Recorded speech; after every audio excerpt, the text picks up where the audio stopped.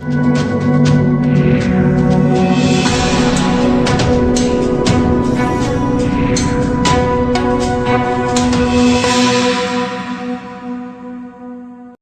आप देख रहे हैं असल न्यूज और मैं मौजूद हूँ शालीमार बाग में। और पिछले कुछ दिनों से लगातार प्रशासन की तरफ से डेमोनेशन की कार्रवाई जारी है, लेकिन स्थानीय जो लोग हैं उनका आरोप है कि जो निशानदेही दी गई थी विभाग की तरफ से, उससे भी 15 से 10 फुट अंदर की तरफ अब प्रशासनिक अधिकारी कार्रवाई में जुटे हुए। जिन मकानों पर नोटिस नहीं था और जहां पर निशानदेही थी, उस निशानदेही को छोड़कर उससे अंदर की तरफ भी लगातार प्रशासनिक अधिकारी कार्रवाई कर रहे हैं। मेरा नाम सुनील खत्री है जी, और हम शालीमार गांव के निवासी हैं। और हमें हो गए जी 55 साल से रह रहे हैं। हमारा सारा परिवार यहाँ है। हम 5 भाई है। हमारे पिताजी आए, हमारे पिताजी ने हमें बसाया। हम हो गए, हमारे बच्चे बड़े हो गए, उनकी शादियां हुई, हम पोते पोतियों वाले हो गए हैं। हमारी 4 पीढ़ियां यहाँ हो गई है। अवैध है तो फिर इसका मतलब सरकार ही अवैध है। हमारे वोटों से तो ही बनी है। जब हम ही अवैध है तो सरकार वैध कैसे हो सकती है? बिल्कुल था, मेरे पूरे परिवार का लिस्ट में नाम है और हमने सभी ने बीजेपी को वोट दिया है। लेकिन आज ऐसा क्या हो गया, बीजेपी को हम दिखाई नहीं दे रहे। 30,000 वोटों से जो जीती है, हमने वोट दिया होगा तभी तो जीती है। हमारे बिना कैसे जीत सकती थी? और 30,000 से तो हमें खुद को उम्मीद नहीं थी वो जीत जाएंगी, और फिर भी 30,000 से जीती है। तो इसका मतलब क्षेत्र में अधिकतर लोगों ने, 90% लोगों ने उन्हीं को वोट दिया है, क्योंकि बाकी तो वोट कई पार्टियां थी, निर्दलीय थे, डिवाइड हो गई है। 30,000 से जीतने का मतलब है 90% लोगों ने उनको वोट दिया है। और आज हम अवैध हो गए तो इसका मतलब सरकार अवैध है। तो हम तो ये कहते हैं, या तो हम वैध हैं और हम अवैध है तो सरकार भी अवैध है। तो हमें तो यही है, हम इतने साल से रह रहे थे, हमारा आशियाना यही था। और छत किसी के सर से ना उठने पाए, चाहे कोई भी है। तो हमें या तो बसाया जाए या हमें न्याय दिया जाए। बिल्कुल नहीं, कोई न्याय मिला। हमारी फाइल ही नहीं पकड़ी गई। सुप्रीम कोर्ट ने तो फाइल सॉरी सॉरी सॉरी कह के पटक दी, और हाई कोर्ट में भी कोई सुनवाई नहीं हुई। हमारे रिव्यू में केस ऐसे ही डिसमिस कर दिया गया, और पहले भी हमारी कोई सुनवाई नहीं हुई। हमें इस सरकार से तो कोई उम्मीद है ही नहीं। इसने सिर्फ और सिर्फ लोगों को बेवकूफ बनाया है और लोगों को लूटा है। कुछ नहीं सोचा, हमारी समझ में नहीं आ रहा, हमारा दिमाग काम नहीं कर रहा, हम परेशान हैं, हम समझ में नहीं आ रहा क्या करें, कहाँ जाएं। इतना बड़ा परिवार है, मैंने बताया हम 5 भाई है, इतना बड़ा परिवार है, कहाँ जाएं? ये तो सरकार को कोई इंतजाम करना चाहिए, लेकिन कुछ भी नहीं है हमारे पास। हमारे 2-2 घर चले गए हैं, हमारे बच्चे हैं, बड़े बड़े बच्चे हो गए, बहुएं हैं घर में, छोटे छोटे पोते पोती है, कहाँ जाएं हम? वंदना कुमारी जी कब आई है ये पूछो। और हम, मैं बताया मैंने आपको, 55 साल से हैं। और वंदना कुमारी जी किसी का हाथ पकड़ के लाई थी कि यहाँ बसो? लोग पहले से थे, उनसे पहले से। वंदना कुमारी जी ने रोड निकाला, डबल निकाला, सिर्फ इसलिए कि लोग गरीब हैं, यहाँ बसे रहें। लेकिन उन्हें ये नहीं सुहाया और उन्होंने लोगों को बिना सोचे समझे उजाड़ दिया। भगवान ऐसी सरकार भविष्य में किसी देश में ना दे, भारत ही नहीं किसी भी देश में ना दे। तो मैं ऐसा कुछ नहीं बोलना चाहता, लेकिन हम बदलाव चाहते हैं। लेकिन साथ ही साथ स्थानीय लोगों ने यह भी आरोप लगाया कि 2024 में भी स्टैंप ड्यूटी देकर यहाँ पर मकान खरीदे गए थे। साथ ही साथ यहाँ के रहने वाले एक निवासी ने तो खुलासा किया है कि डेमोनेशन की कार्रवाई से करीब 6 महीने पहले उन्हें करोड़ों रुपए का ऑफर दे दिया गया था कि वो अपनी जमीन बेच दे। जमीन नहीं बेची तो 6 महीने बाद इस तरह के कार्रवाई जो है वो सामने आई है। कहीं ना कहीं बताया जा रहा है कि जो यहाँ की विधायिका है आम आदमी पार्टी की, उनके कार्यकाल में ये सभी निर्माण कार्य यहाँ पर किए गए। मेरा नाम रब्बी गुजराल है, और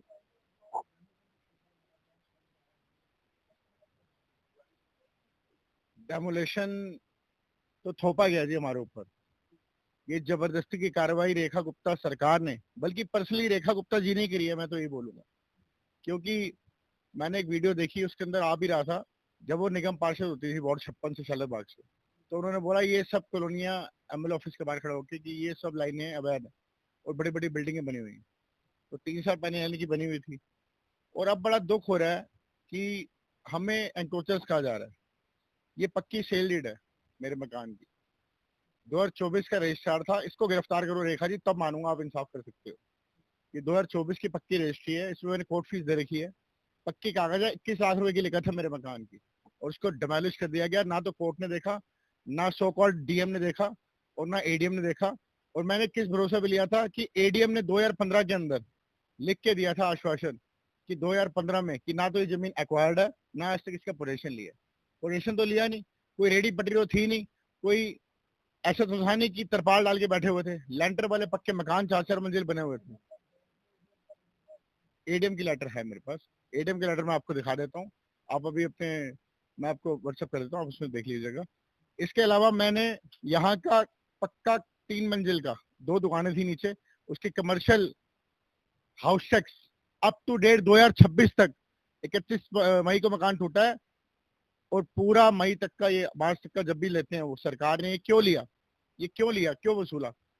3 मंजिल का रेजिडेंशियल भरा हुआ था, कमर्शियल मीटर लगे हुए थे, सारा काम ये पक्का था, बिजली था, पानी था, मीटर था, वो तो सबके आज तक झुग्गी में भी लग जाते हैं लोग कहते हैं।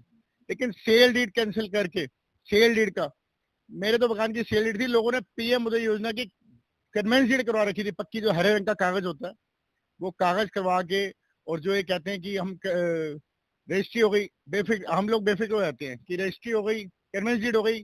कन्वेंस डीड के ऊपर हमारे में क्या बोलते हैं आमतौर में मिडिल क्लास में, अरे तेरी कन्वेंस डीड हो गई ना, बैंक भी लोन दे देगा, पीछे कागज होना हो कोई चिंता नहीं है। मेरे पास 1976 से लेके सारे कागज हैं, पूरी चेन है। जब जमींदार ने 1976 में जमीन बेच ही दी, तो 1980 में जबरदस्ती एक्वायर करके मुआवजा दिया किसको, मेरे को दिखा दो पूरी मुआवजे की जो ब्लैंक सुबह धोखा देके जमा करा, क्योंकि हमारी कोर्ट की तारीख लगी 25 मार्च, 9 फरवरी को हमारा पहला केस डाला और हमें तारीख मिली 25 मार्च। एडीएम को भी ऑर्डर हुए कि तू सारे अवार्ड की कॉपी लेके आ और सारे कागज यहाँ जमा करा। हम लोगों को भी ऑर्डर हुए कि सारे के सारे कागज अपने जमा कराओ, संविधान भवन के अंदर लगा। वहीं से धोखा स्टार्ट हुआ, चक्रव्यूह के अंदर हमको फंसा लिया और धोखा देने के लिए सारे गाँव ने अपने कागज जमा कराए, क्योंकि कोर्ट का ऑर्डर था तो माननीय कोर्ट का हमारा आदेश मानना लाजमी था, हाई कोर्ट का। हमने सारे कागज जमा कराए।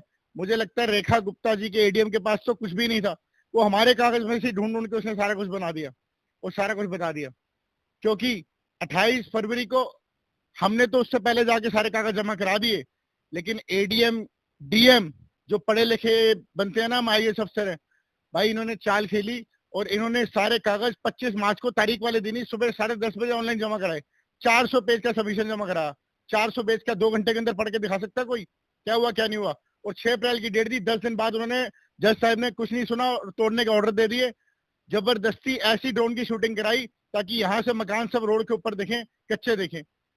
हमने भी ड्रोन बनवाई, हमें समझ में आ गया कि ये खिलाफ जा रहा है, हमने रिव्यू पिटीशन लगाया, ड्रोन हमने भी बनवाया, हाई कोर्ट के अंदर रीडर को कह के सबमिट कराया, लेकिन जज साहब ने वो रिव्यू पिटीशन के अंदर दिखाया नहीं, सुनाया नहीं। हम एक वकील करते थे, रेखा गुप्ता 30 वकील करती थी, क्या वो वकील वंदना कुमारी ने कराए? वो रेखा गुप्ता ने भेजे। बड़े से बड़े इंटरनेशनल लॉयर होते हैं ना, जो क्रिमिनल केस लड़ते हैं, इंटरनेशनल केस लड़ते हैं, वो लॉयर हमारी गरीब जनता के आगे खड़े कर दिए, तो क्या ये हम अपने मकान बचा सकते? आज हमारी बारी है, देश की जनता सुन ले, कल तुम्हारी बारी भी हो सकती है। अगर इसका कोई इलाज नहीं करा तो पक्के मकान तोड़ दिए इन्होंने हमारे। ये एक रजिस्टर्ड कॉलोनी थी, 1555 नंबर इसका कॉलोनी का नंबर था। 2008 के अंदर शीला दीक्षित सरकार के अंदर ये कॉलोनी पास हो चुकी थी, मेरे पास सारे डॉक्यूमेंट्स हैं। और ये जितने डॉक्यूमेंट दिखा रहा हूँ ना, ये सारे गवर्नमेंट की वेबसाइट पे आज भी हैं। आप गूगल पे सर्च मारोगे, सारे कागज आपको देखेंगे, मैं घर से नहीं लेके आया कोई भी, ये सारे कागज जो है सारे के सारे वहां पे जमा है ऑलरेडी। ये देखो मेरे पास सारे के सारे कागज, में आपको जो कागज दिखा रहा हूँ ये सारे कागज तब के हैं, पुराने, और इसके अंदर ये कॉलोनी सारी पास है। अब ये सारा का सारा ठीकरा कर चुके, तोड़ दिया, हाहाकार मचा हुआ शालरबाग के अंदर। रेखा गुप्ता को लगा कि इनके वोट से हमें क्या फर्क पड़ता है, 2000-4000 लोग हैं, 5 से 6,000 लोग चले गए और लगातार 10 दिन से तोड़ रहे हैं, 31 तारीख से, और ये तोड़ी जा रहे हैं। जिन मकानों पे मार्किंग नहीं हुई थी वो भी अब तोड़ी जा रहे हैं, क्योंकि अब कोई बोलने सुनने वाला तो है नहीं। इन्होंने खसरा बोल दिया, 13 नंबर एक्वायर्ड है, 12 एक्वायर्ड है, अरे 11 तो एक्वायर्ड नहीं है, ये 11 भी तोड़ी जा रहे हैं। जहां केक बना दिए गाँव को, कभी ऐसे काट रहे हैं, कभी ऐसे काट रहे हैं, कभी बीच में से काट रहे हैं, जैसे मन कीजिएगा वैसा करोगे। और बीजेपी के कार्यकर्ता आके बोल रहे हैं वंदना कुमारी ने ये सब कर दिया। मैं सबको बताना चाहूंगा, वंदना कुमारी कहां से बीच में आ गई? क्या आपको एक भी एडीएम को चैलेंज करता हूं मैं, एक भी कागज, एक भी पेपर वंदना कुमारी के हमारे कागजों में, किसी गाँव वाले के कागजों में मिला हो तो मेरे को लाके दिखाए।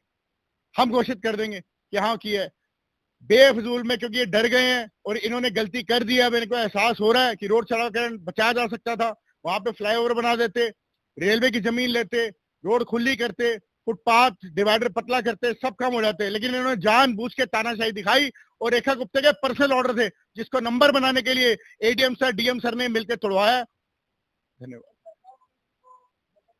कान नहीं बचेगा और झुग्गी वाले तो भूल ही जाओ। जो हमारे केजरीवाल जी ने बोला था ना कि मेरे को शक है कि बीजेपी आएगी और ये सारा कुछ तोड़ेगी, एक एक बात उनकी सच निकल रही है। इसका प्रूफ है शालीमार बाग के अंदर ही डेमोलिशन हुआ है, सारी झुग्गी टूटी है। ये बसाने का काम नहीं कर रहे, उजाड़ने का काम कर रहे हैं। इतनी जनता गाँव ये कहते हैं कि जो वोटर्स थे ना वो हमारे रहे, दूसरे को अगर वो वोट देता है ये टारगेटिंग कर रहे हैं। इस बूथ पे इनके पास पूरी लिस्ट है, इस बूथ पे ये वोटर थे इसको तोड़ो, इस बूथ पे ये वोटर थे दूसरी पार्टी के इसको तोड़ो। ये इस हिसाब से काम कर रहे हैं। द्वेष की भावना में रेखा सरकार काम कर रही है, जिसका मैं गहरा विरोध करता हूँ। एक गरीब जनता को इन्होंने परेशान करने का काम किया है। यहाँ इंसाफ नहीं मिलेगा तो तुम सबको ऊपर वाले को हिसाब जरूर देना पड़ेगा। जबकि बताया जा रहा है कि लोगों के पास जो पक्की रजिस्ट्रियां हैं वो 1980, 83 व 89 सहित 1984, 95 तक की है, जिसमें बताया जा रहा है कि 95 में कोर्ट केस भी हुआ है और उस व्यक्ति ने कोर्ट केस भी जीता है, क्योंकि जिसने जमीन बेची थी उस व्यक्ति ने आकर कोर्ट में गवाही दी कि जमीन मेरी है और ये जमीन मैंने 95 में बेच दी, जिसको लेकर इस मामले में लेकर करीब 1 साल तक कोर्ट में केस चला और आखिरकार जो मकान का मालिक था उसे मकान का मालिक घोषित किया गया कोर्ट की तरफ से। लेकिन कहीं ना कहीं अब देखिए, एक तो शालीमार गांव हो चाहे कोई भी, हमारे एरिया में 4 गांव आते हैं, शालीमार गांव, सहीपुर गांव, हैदरपुर गांव, सिंगलपुर गांव। जो भी गांव है उस गांव में पहले जितने भी पार्टियां थी सिर्फ वोट लेने जाती थी, उसके अलावा उनका कोई मतलब नहीं होता था। लेकिन अरविंद केजरीवाल जी के राज में और वंदना कुमारी की राज में एक एक गांव का विकास हुआ। गांव में सड़कें बनी, नालियां बनी, सीवर डले, सारे काम हुए। तो गांव के लोगों ने अच्छे से मकान बनाना शुरू किया, धीरे धीरे शुरू किया। गांव में एक भी ऐसा प्रूफ नया नहीं होगा जिन्होंने 2013 के बाद लिया होगा मकान, क्योंकि 2013 में मैं विधायक बनी थी। लोगों के सन 80, 1980, 1972, 1960, 1965, 1980 के लोगों के पास प्रूफ है, लोगों की जमीन है, लोगों की अपनी खरीदी हुई जमीन है, रजिस्ट्री है, सेल डीड है, सब कुछ है उनके पास और लोगों ने अपनी मेहनत की कमाई से खरीदा है। हाँ, थोड़ा बहुत लोगों ने अच्छे से जीना सीखा है, अच्छे से रहने का लगे तो भाजपाइयों के आंख की चुभन हो गई। क्या गांव के लोगों को अच्छे से रहने का अधिकार नहीं है क्या? गांव के लोगों को 2 मंजिला बनाने का अधिकार नहीं है क्या? गांव के लोगों को 3 मंजिला बनाने का अधिकार नहीं है क्या? और गांव के लोग अपने अपने जीवन शैली को थोड़ा बेहतर किया, क्योंकि वो सड़क बनी, लाइटें लगी। पहले तो लाइटें भी नहीं हुआ करती थी। इस रोड पे जो रोड है वो दलदल हुआ करती थी, उस रोड पे लोग टॉर्च लेके चला करते थे, रोज 1-2 मर्डर हुआ करती थी वहां पे। और उसमें सारी व्यवस्था उस रोड पे बनी, उस पूरे गांव में बनी। एक रोड की बात नहीं, पूरे गांव की चौतरफा विकास हुई और सभी गांव के लोगों ने, आज पूरे गांव की बात करती हूँ, सिर्फ उस रोड की बात नहीं करती हूँ, जितने अधिकांश मकान है लोगों ने बनाए हैं, अपने पैसे से बनाए हैं, अपने पैसे से खरीदा है और सभी 2-3 मंजिले बनाए हैं।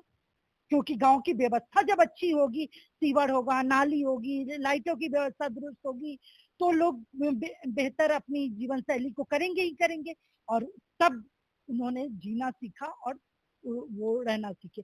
वही भाजपाइयों का चुभन हो रही है जो वंदना कुमारी के राज में। हाँ, ये बात सही है, जो लोगों ने, एक गांव के लोगों ने अपनी जीवन शैली को बदला था आम आदमी पार्टी सरकार में और वंदना कुमारी के राज में।